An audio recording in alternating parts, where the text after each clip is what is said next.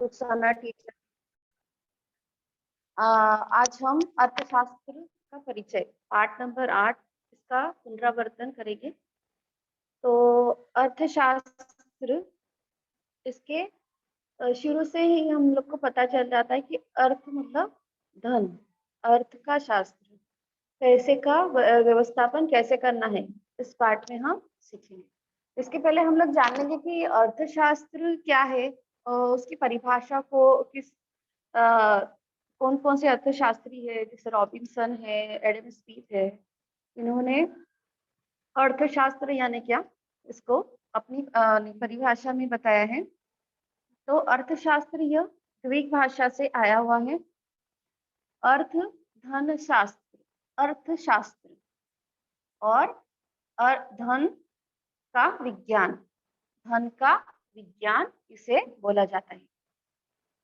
इसे हम और अच्छी तरह से जान लेते हैं कि सामाजिक विज्ञान की वह शाखा जिसमें वस्तुओं सेवाओं के उत्पादन के विनिमय, वितरण एवं उपभोग का अध्ययन किया जाता है। सामाजिक विज्ञान की वह शाखा है जिसमें क्या है, और जो वस्तुएं है और जो सेवाएं है उसका उत्पादन के विनिमय, वितरण और उपभोग का अध्ययन किया जाता है। अर्थशास्त्र को दो भागों में उसके दो प्रकार है, एक व्यष्टि अर्थशास्त्र और दूसरा है समष्टि अर्थशास्त्र। व्यष्टि अर्थशास्त्र इसमें व्यक्ति की एक इकाई के रूप में अध्ययन किया जाता है।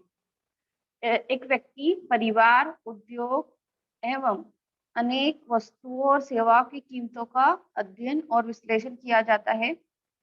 और इसके अंतर्गत आते हैं उपभोक्ता का सिद्धांत आता है, उत्पादक व्यवहार का सिद्धांत आता है, कीमत निर्धारण का सिद्धांत आता है, कल्याण और अर्थशास्त्र।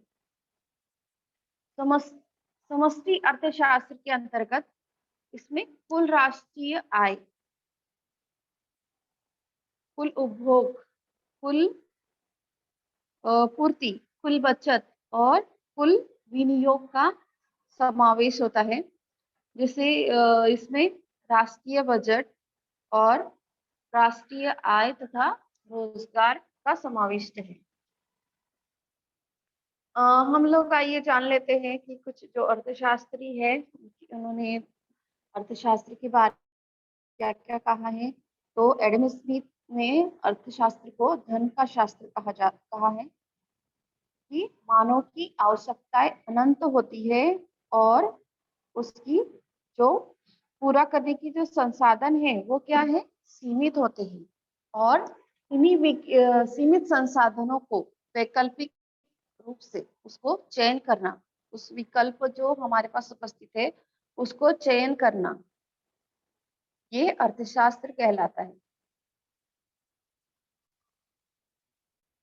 आइए हम अब पाठ की तरफ आ जाते हैं। आपके पाठ नंबर 8 अर्थशास्त्र का परिचय। यहाँ पर आपको एक सारणी दी गई है।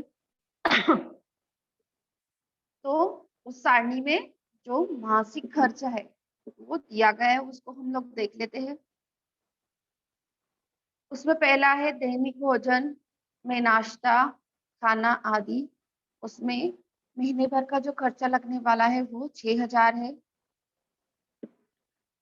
कपड़ों की 2 जोड़ी खरीदना 2,000। विद्यालयीन साहित्य खरीदना 500 रुपए। वैद्यकीय खर्च 450 रुपए। मनोरंजन 500 रुपए। मोबाइल का भुगतान करना है 1,000 रुपए। सब्जी खरीदना है 1,000 रुपए। सार्वजनिक यातायात व्यय, बस, रेल आदि शिक्षा के लिए लगने वाले 2,600 रुपए।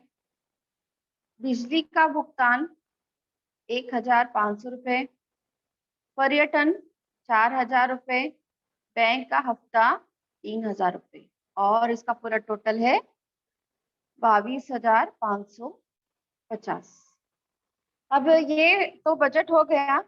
इसके आगे हम लोग देखेंगे कि एक व्यक्ति की, ये तो महीने भर का खर्चा हो गया।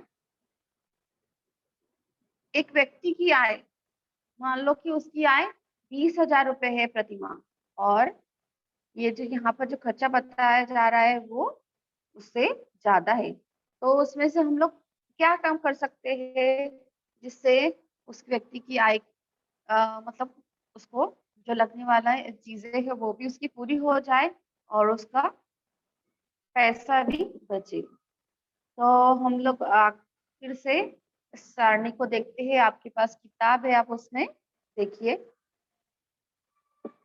तो वापस हम लोग वही सारणी को देखते हैं, उसमें से क्या खर्चा है, क्या हम लोग कम कर सकते हैं जिससे कि हमारी महीना निकल जाए और बचत भी हमारी क्या बचत हो सकती है। कौन सी ऐसी जरूरत की चीज नहीं, मतलब जरूरत की है परंतु हम लोग उसको बाद में ये कर सकते हैं। तो दैनिक भोजन नाश्ता ये तो हमें लगना ही है, उसका खर्चा मतलब उसमें से तो कम नहीं किया जा सकता। कपड़े की 2 जोड़ी खरीदना है वो भी नहीं कम किया जा सकता, मतलब उससे तो ऐसे ही रहना लेना है, उसमें से कोई कम नहीं करना है। विद्यालय साहित्य खरीदना ये भी जरूरी है। वैद्यकीय खर्च ये भी जरूरी है, इसमें से भी हम लोग कुछ कम नहीं कर सकते। अभी 5वां आता है आपका मनोरंजन। मनोरंजन ये कम जरूरत का है, मतलब इसको हम कम जरूरत की चीज आधार पे लेते हैं, तो उसमें हम 350 रुपये ले सकते हैं। मोबाइल का भुगतान हम लोग 1000 रुपये दे रहे हैं तो उसकी जगह पर हम 500 रुपये दे सकते हैं। फल सब्जियां ये तो हमें हमारी जरूरत की चीजें हैं, आवश्यक वस्तुएं हैं, इन्हें हमको लेना ही होगा। सार्वजनिक यातायात बस रेल रिक्शा इसको हम लोग थोड़ा कम करते हैं, इसमें 600 रुपये बचाएंगे हम लोग, मतलब 2000 रुपये है तो उसको हम कम करेंगे। और बिजली का भुगतान 1500 रुपये है तो उसकी जगह पर हम 1200 रुपये की बिजली थोड़ी कम इस्तेमाल करेंगे तो उतना खर्चा हमारा कम होगा। अब आता है पर्यटक, पर्यटन के लिए 4000 रुपये। तो जरूरी नहीं है कि आप हमेशा पर्यटन के लिए जाए या कुछ, हम लोग उसको पोस्टपोन मतलब आगे के लिए भी कर सकते हैं। मतलब ये आवश्यक आवश्यक है परंतु बहुत अत्यधिक आवश्यक नहीं है। बैंक का हफ्ता है तो ये हमें भरना ही पड़ेगा ये। और इसके जो हमने हिसाब किया तो उसमें से हम लोग मतलब जो कम किया उसके हिसाब से हम लोग कितने 3000 रुपये बचा सकते हैं। आइए हम लोग उसका भौगोलिक स्पष्टीकरण देखते हैं। उपरोक्त कृति के आधार पर चर्चा करने से आपके यह ध्यान में आया कि व्यक्तिगत अथवा पारिवारिक व्यवस्थापन आय व्यय अर्थात आर्थिक घटकों से संबंधित होता है। इसी से अर्थशास्त्र का जन्म हुआ। क्या कहा है?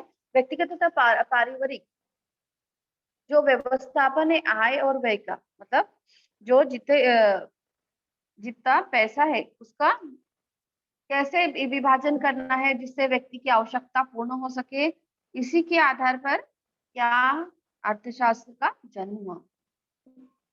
आइए हम लोग जानते हैं कि अर्थशास्त्र किस किस शब्द से आया है। तो अर्थशास्त्र यह ग्रीक भाषा के आइक्रोनोमिया से बना है।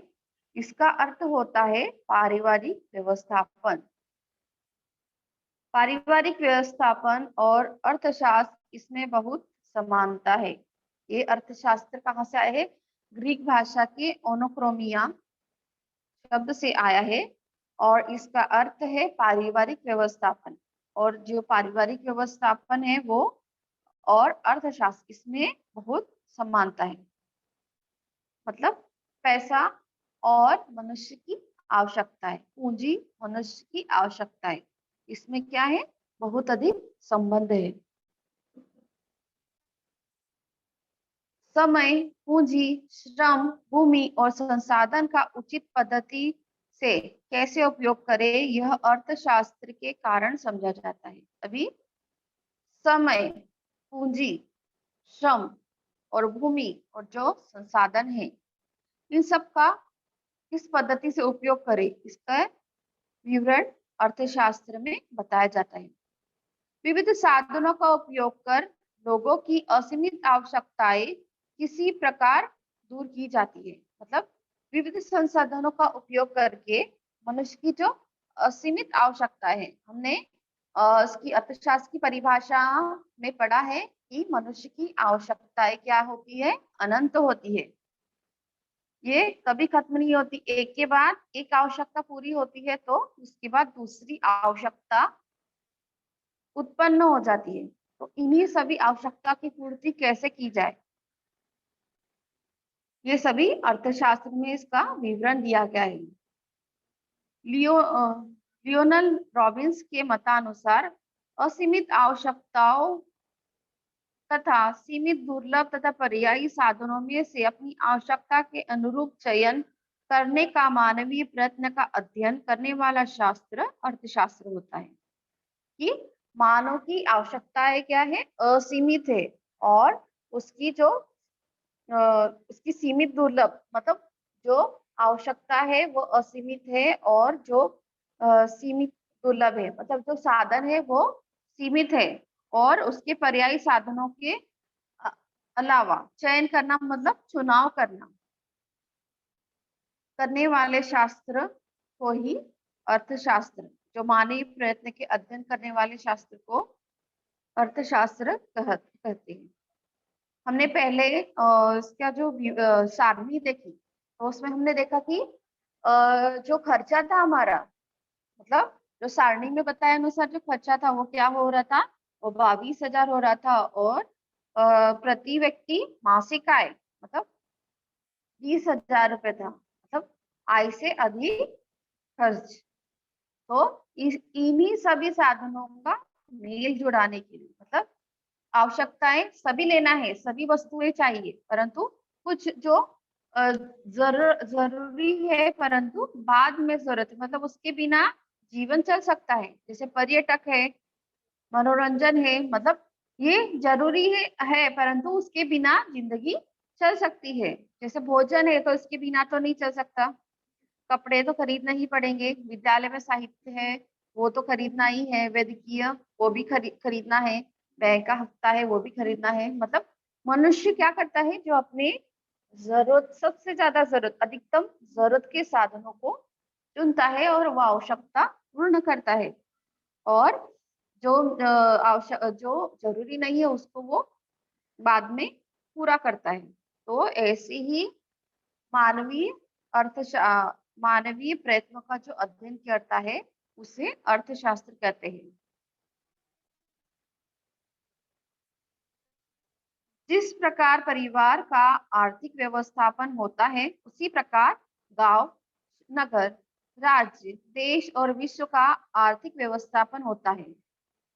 जिस तरह हमने एक बजट देखा कि एक प्रति व्यक्ति, मतलब ये एक व्यक्ति की मासिक खर्चा बताया गया है, तो इसी तरह एक गांव का भी होता है, एक नगर का, एक राज्य का, एक देश का, इसी प्रकार से आर्थिक व्यवस्थापन करना होता है। भौगोलिक दृष्टि से विचार करें तो विशिष्ट भूप्रदेश का उत्पादन, वितरण, उसी प्रकार वस्तु और सेवाओं का उपभोग आदि से संबंधित उपक्रम अर्थात अर्थशास्त्र है। कि एक विशिष्ट भौगोलिक परिस्थिति से, भौगोलिक दृष्टि से अगर हम विचार करते हैं तो हमें क्या पता चलता है कि विशिष्ट भौगोलिक उत्पादन, मतलब किसी विशिष्ट क्षेत्र के अंतर्गत होने वाले उत्पादन, उसका वितरण, उसको कहाँ देना है कहाँ नहीं, और वस्तुएं कौन सी है, उसकी सेवाओं का उपभोग आदि के बारे में संबंधित जो उपक्रम होता है उसको अर्थशास्त्र कहते हैं। वैश्विक स्तर पर अर्थशास्त्र के 3 प्रकार किए गए हैं, तो उसकी तालिका नीचे दी गई है। 3 आधार पर अर्थशास्त्र के प्रकार दिए गए हैं, तो वो तालिका हम लोग देखते हैं, और उसमें तीन नाम दिए गए हैं: पूंजीवादी अर्थव्यवस्था, समाजवादी अर्थव्यवस्था और मिश्र अर्थव्यवस्था। पहला है पूंजीवादी अर्थव्यवस्था में उत्पादन के साधन और व्यवस्थापन पर निजी व्यक्ति का स्वामित्व होता है। पूंजीवादी अर्थव्यवस्था में क्या होता है, उत्पादन के साधन और व्यवस्थापन पे निजी व्यक्ति का, किसी निजी एक व्यक्ति का स्वामित्व होता है। अधिकतम लाभ प्राप्त करना यह पूंजीवादी अर्थव्यवस्था का एक प्रमुख उद्देश्य है। अधिकतम लाभ प्राप्त करना मतलब किस तरह से अधिकतम लाभ प्राप्त करना, ज्यादा से ज्यादा, जैसे कंपनी का मालिक है वो किस तरह से अपने लाभ को बढ़ाने का कार्य वो हमेशा करते रहते हैं। इस प्रकार की अर्थव्यवस्था में पूंजीवादी अर्थव्यवस्था कहाँ कहाँ पर दिखाई देती है, तो जर्मनी, जापान, अमेरिका, संयुक्त राज्य आदि देशों में यह अर्थव्यवस्था स्वीकार की गई है। इस प्रकार की अर्थव्यवस्था में आपको इस बारे में प्रश्न पूछा जा सकता है, तो आप ध्यान से सुनिए कि पूंजीवादी अर्थव्यवस्था में जर्मनी, जापान, अमेरिका, संयुक्त राज्य आदि यह देश ने यह अर्थव्यवस्था स्वीकार कर ली है। एक बार फिर हम लोग इसको पढ़ लेते हैं, हमारे ध्यान में आ जाए, आपके ध्यान में आ जाएगा कि पूंजीवादी अर्थव्यवस्था है जो एक निजी व्यक्ति पर ही सीमित होती है। साधन और व्यवस्थापन का जो उत्पादन होता है तो वो एक निजी व्यक्ति तक ही होता है और वो अधिक से अधिकतम लाभ प्राप्त करने की कोशिश करता है। समाजवादी अर्थव्यवस्था, समाजवादी अर्थव्यवस्था के में उत्पादन के साधनों का स्वामित्व और प्रबंध सरकार के द्वारा किया जाता है, अर्थात इस पर सरकार का स्वामित्व होता है। समाजवादी अर्थव्यवस्था है, इसमें जो उत्पादन के साधन और उसका प्रबंधन है, मतलब किस तरह उसका प्रबंध किया जाए, इन सब का, इन सब पर सरकार का स्वामित्व होता है। तब ये सभी गवर्नमेंट के अंतर्गत होते हैं और सामाजिक कल्याण के लिए अधिकतम लाभ प्राप्त करना इसका मुख्य उद्देश्य होता है। और सामाजिक लाभ हो, समाज का ज्यादा से ज्यादा लाभ हो, ये इस पर केंद्रित होता है। तो किसमें, समाजवादी अर्थव्यवस्था में। और इस प्रकार की अर्थव्यवस्था में चीन, रूस आदि देश ने समाजवादी अर्थव्यवस्था को स्वीकार किया। इस प्रकार की अर्थव्यवस्था में चीन, रूस आदि देशों ने इसको स्वीकार किया है। एक बार फिर से हम रिपीट करते हैं कि समाजवादी अर्थव्यवस्था में उत्पादन के साधनों का स्वामित्व और प्रबंध सरकार की तरफ होता है, अर्थात पूरा की पूरा दायित्व सरकार की तरफ होता है।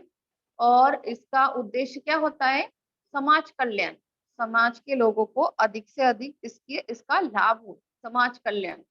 और इस प्रकार की अर्थव्यवस्था में कौन कौन से देश है, तो चीन, रूस आदि देशों ने क्या है, समाजवादी अर्थव्यवस्था को स्वीकार किया है।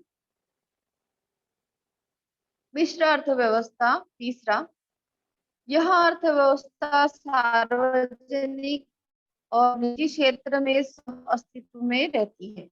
यह अर्थव्यवस्था कैसी है, सार्वजनिक और निजी क्षेत्र दोनों के सह अस्तित्व में रहती है। इस अर्थव्यवस्था में लाभ और सामाजिक कल्याण इन दोनों का सहसंबंध होता है। और इस प्रकार की अर्थव्यवस्था में लाभ और सामाजिक कल्याण इन दोनों का सहसंबंध होता है। जैसे भारत, स्वीडन, यूनाइटेड किंगडम आदि देशों ने यह अर्थव्यवस्था स्वीकार की है। जैसे भारत, स्वीडन, यूनाइटेड किंगडम आदि देशों ने मिश्र अर्थव्यवस्था को स्वीकार किया है।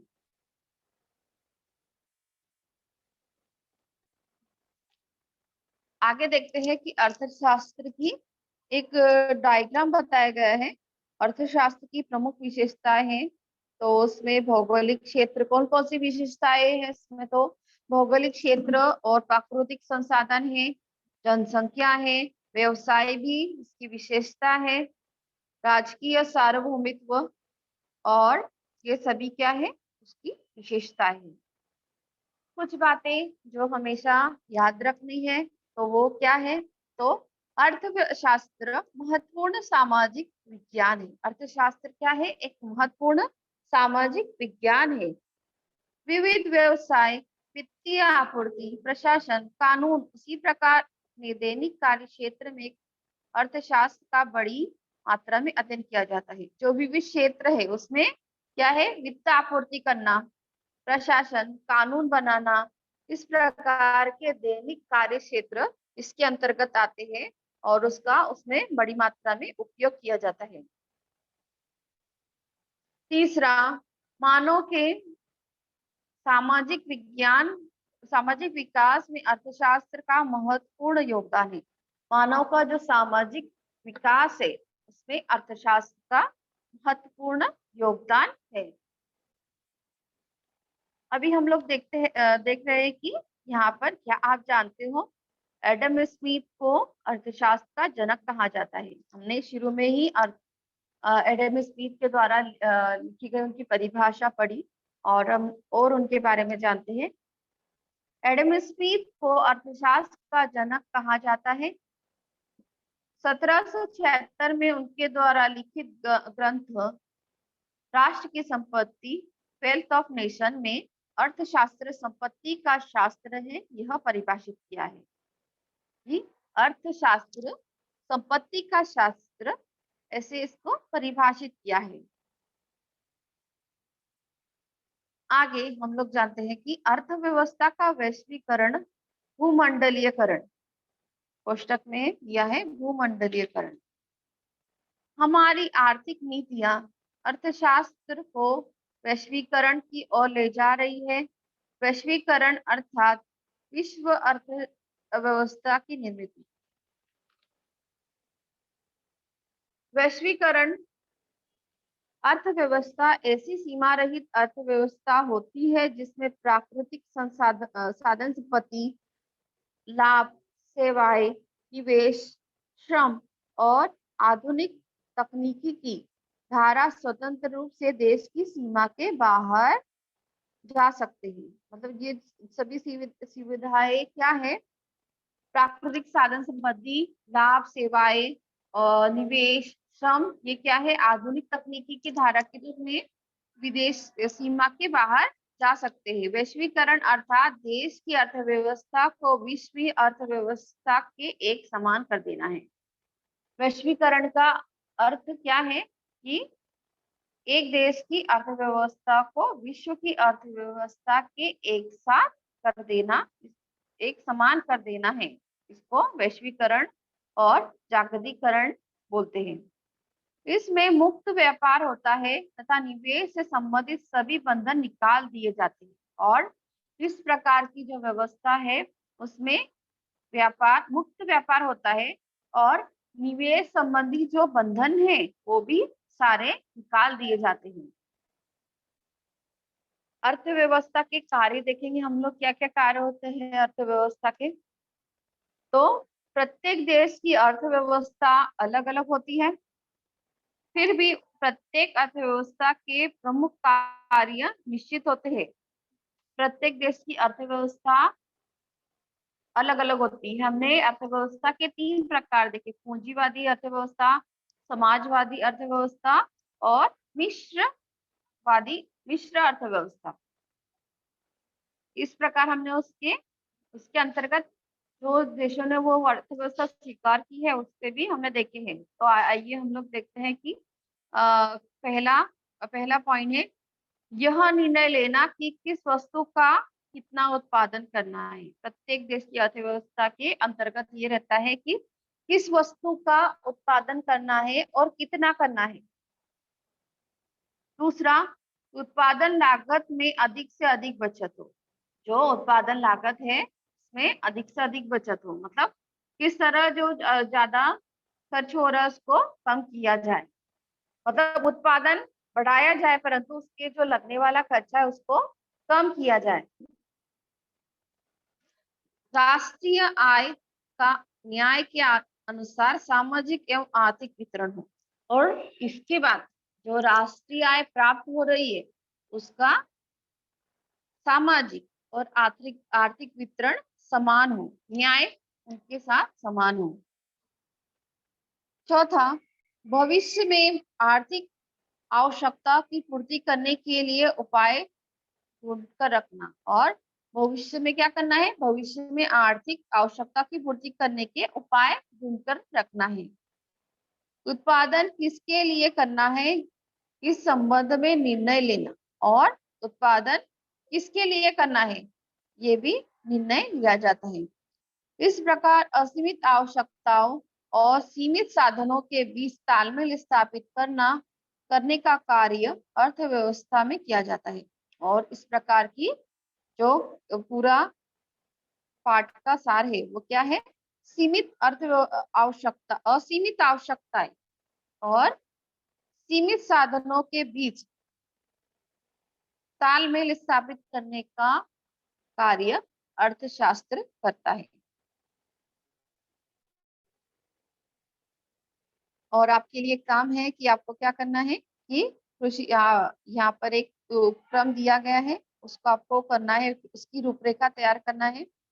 कि समझ लीजिए आप कृषि प्रधान देश के वित्त मंत्री है, देश के सर्वांगीण विकास को प्राधान्य क्रम देकर कम से कम पंचसूत्री रूपरेखा तैयार कीजिए।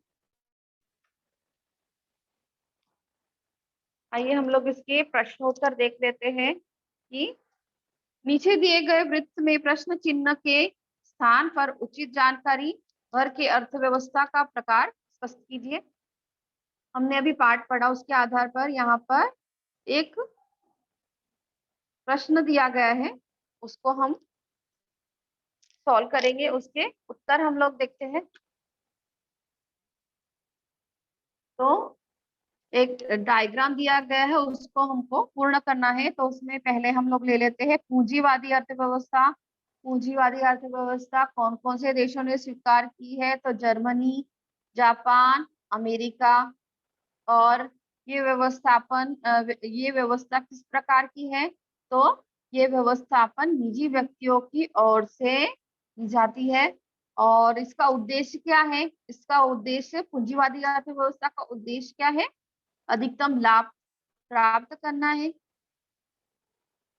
दूसरा है समाजवादी अर्थव्यवस्था। इसमें समाजवादी अर्थव्यवस्था में चीन और रशिया देशों ने इसे स्वीकार किया है। और इसका व्यवस्थापन किसके पास होता है, सरकार के पास होता है।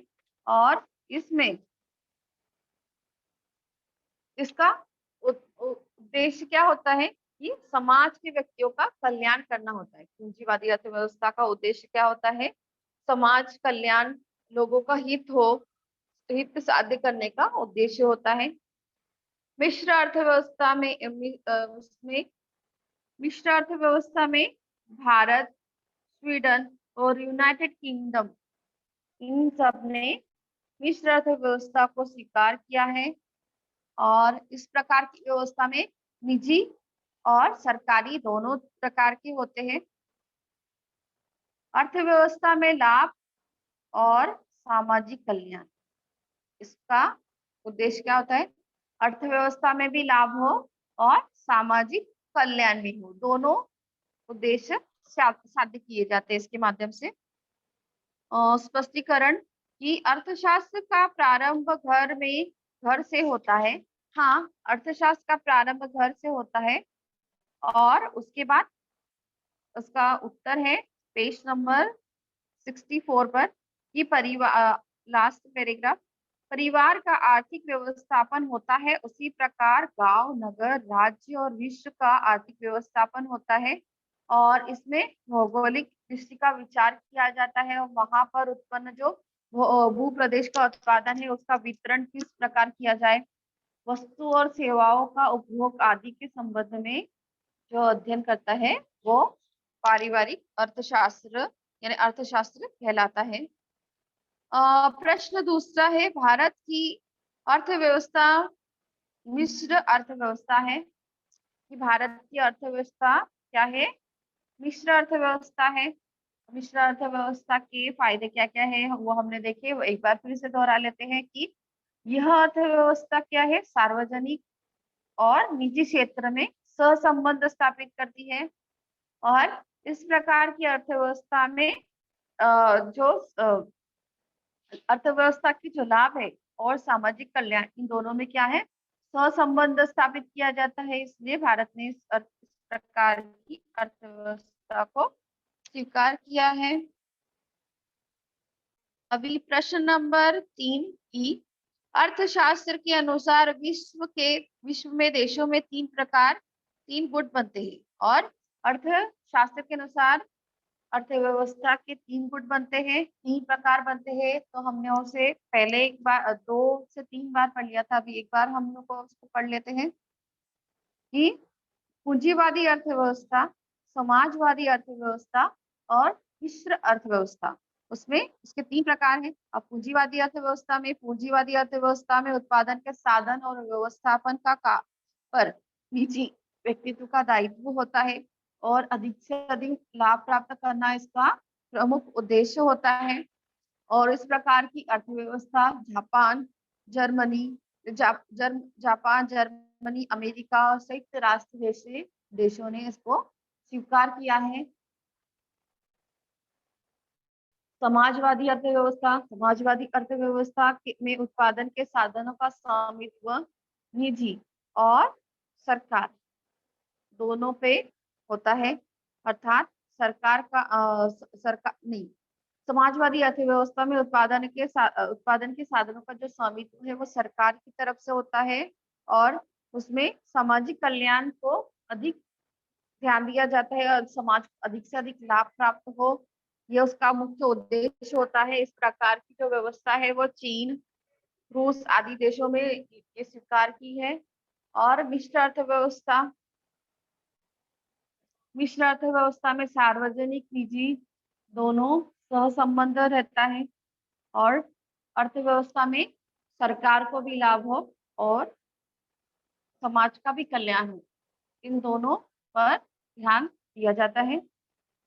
और इस प्रकार की अर्थव्यवस्था भारत में स्वीडन, यूनाइटेड किंगडम आदि देशों ने इसको स्वीकार किया है।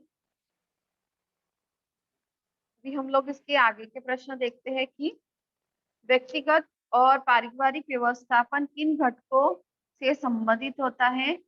तो व्यक्तिगत, इसका उत्तर है व्यक्तिगत और पारंपरिक व्यवस्थापन आर्थिक उत्पादन और खर्च पर निर्भर करता है, घटक से संबंधित होता है। अर्थशास्त्र की परिभाषा किस ग्रीक शब्द से निर्मित हुई है। तो अर्थशास्त्र की परिभाषा आपको यहाँ आइक्रोनोमिया इससे आई है, ग्रीक भाषा आइक्रोनोमिया से आया है। प्रश्न नंबर पूंजीवादी अर्थव्यवस्था में उत्पादन के साधनों का स्वामित्व और व्यवस्थापन किसके हाथों में होता है। तो पूंजीवादी अर्थव्यवस्था में उत्पादन और साधनों का स्वामित्व निजी व्यक्ति का होता है, एक निजी व्यक्ति का होता है। प्रश्न नंबर वैश्वीकरण के क्या तात्पर्य है। वैश्वीकरण यानी हम लोग ने अभी पढ़ा कि वैश्वीकरण अर्थात देश की अर्थव्यवस्था को विश्व की अर्थव्यवस्था के साथ एक समान करना, देश की अर्थव्यवस्था को विश्व की अर्थव्यवस्था के एक साथ करना वैश्वीकरण या जागतिकीकरण होता है। यहाँ कुछ उपक्रम दिए गए हैं, इसमें एक भारतीय अर्थशास्त्री द्वारा अर्थशास्त्र के लिए योगदान की जानकारी संकलित करके कक्षा में प्रस्तुत करना है। तो इनका सिर्फ मैं नाम बता देती हूँ, बाकी की जानकारी आपको एकत्रित करके लिखना है।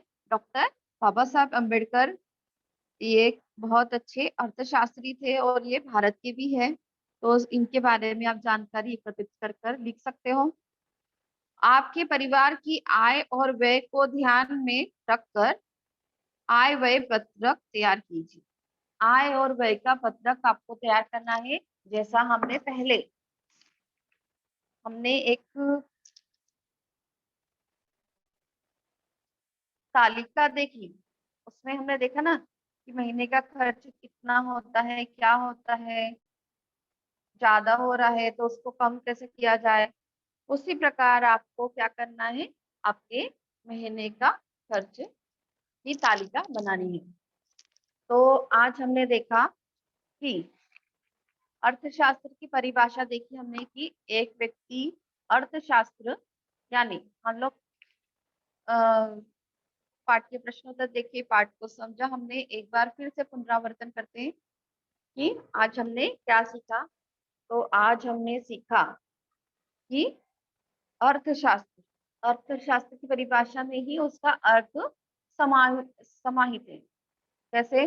तो अर्थ प्लस शास्त्र, अर्थशास्त्र। अर्थशास्त्र क्या है? धन का विज्ञान है। अलग अलग लेखकों ने अलग अलग जो विचारक है उन्होंने अर्थशास्त्र की परिभाषा बताई है। और इसमें सबसे पहले नाम आता है रॉबिन्स एडम स्मिथ जी का। तो एडम स्मिथ को अर्थशास्त्र का जनक कहा जाता है। इन्होंने अर्थशास्त्र से संबंधित एक ग्रंथ लिखा, उसमें उसका नाम है राष्ट्र की संपत्ति, द वेल्थ ऑफ नेशन। ये उनके ग्रंथ का नाम है। और इसमें उन्होंने क्या कहा है कि अर्थशास्त्र क्या है? संपत्ति का शास्त्र है।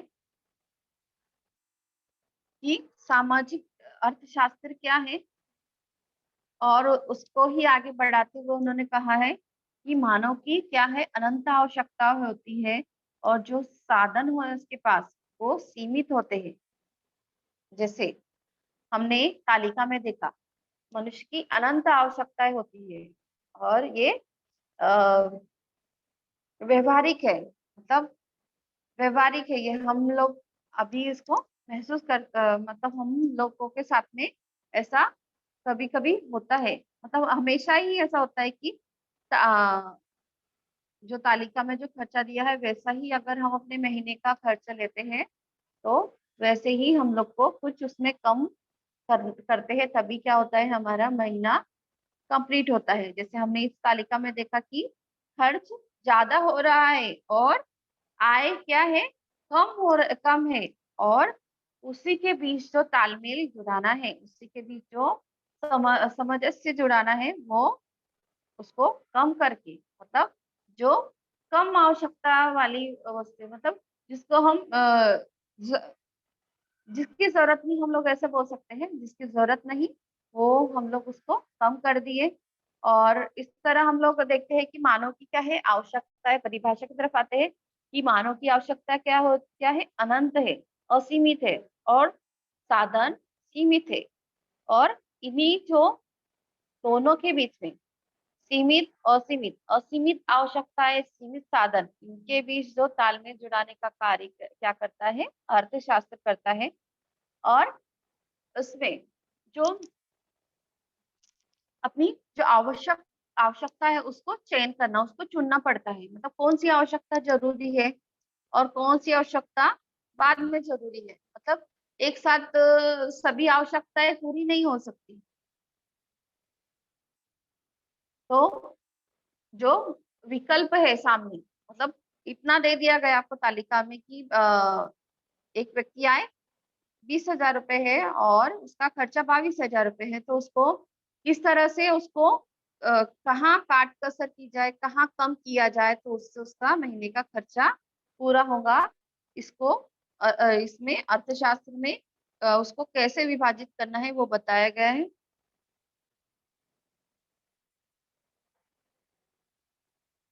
और उसके बाद हमने देखा कि अर्थशास्त्र के दो प्रकार देखे हमने, व्यष्टि अर्थशास्त्र और समष्टि अर्थशास्त्र के प्रकार। उसके बाद हमने अर्थशास्त्र के प्रकार देखे, पूंजीवादी अर्थव्यवस्था, समाजवादी अर्थव्यवस्था और मिश्र अर्थव्यवस्था। अर्थव्यवस्था का वैश्वीकरण देखा हमने कि एक देश की अर्थव्यवस्था को दूसरे देश की अर्थव्यवस्था में एकरूप कर देना, इसे जागतिकीकरण, वैश्वीकरण, और एक नाम है उसका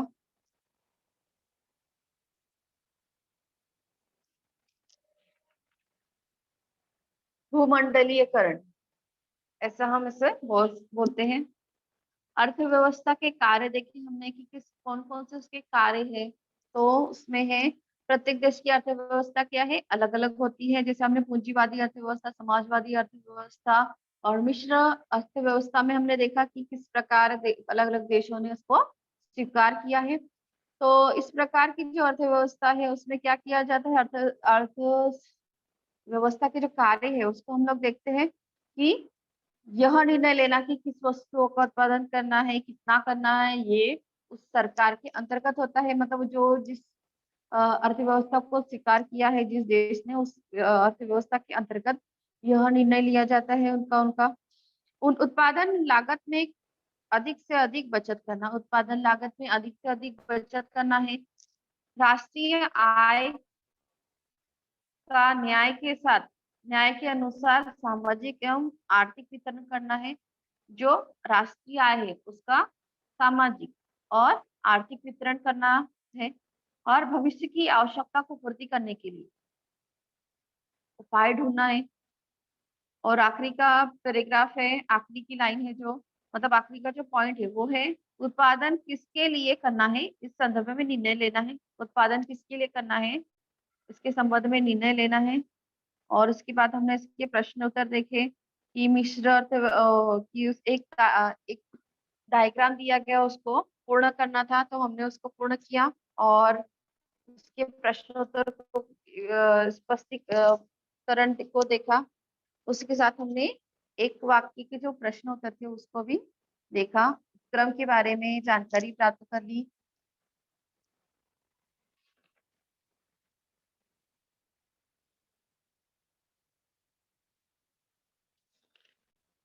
तो इस प्रकार अर्थशास्त्र का परिचय ये आपको समझ में आ गया होगा कि